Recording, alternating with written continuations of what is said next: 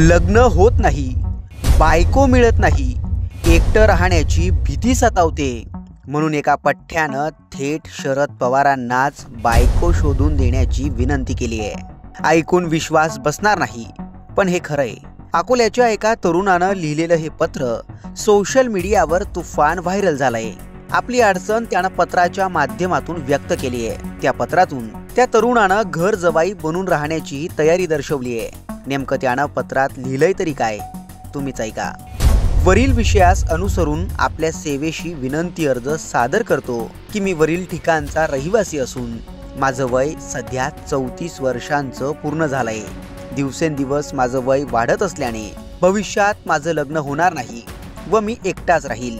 तरी जीवनाचा विचार करून मला नवीन साथीदार पत्नी आपल्या मार्फत मिळवून द्यावी, जेणेकरून मी माझ्या संसाराचा उदरनिर्वाह चांगल्या तऱ्हेनं करू शकेल व पुढील आयुष्य गुण्या गोविंदानं जगू शकेल। मला कोणत्याही समाजाची मुलगी मिळाल्यास मी लग्न करण्यास तयार आहे व मुलीच्या माहेरी सुद्धा जाण्यास तयार आहे व मी मुलीच्या घरी जाऊन चांगल्या तऱ्हेनं काम करेल याची हमी देतो। तरी माझ्या अर्जाचा सहानुभूतीपूर्वक विचार करावा व मला कोणत्याही समाजाची मुलगी मिळवून द्यावी ही नम्र विनंती। मला जीवनदान द्यावे, तुमचे उपकार मी जीवनभर विसरणार नाही। तरुणाचं हे भावनिक पत्र विचार करायला भाग पाडणार आहे।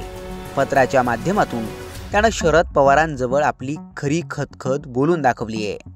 ही अडचण फक्त या एकट्याच तरुणाची आहे असं नाही, कित्येक तरुणांना योग्य वयात जोडीदार मिळत नाही हे वास्तव आहे। पण आता शरद पवार या तरुणाच्या पत्रावर काय प्रतिक्रिया देणार, ते त्या तरुणाला खरंच मुलगी शोधून देणार का, हे पाहणं महत्त्वाचं ठरणार आहे। तुम्हाला याबाबत काय वाटतं, कमेंट करून नक्की कळवा।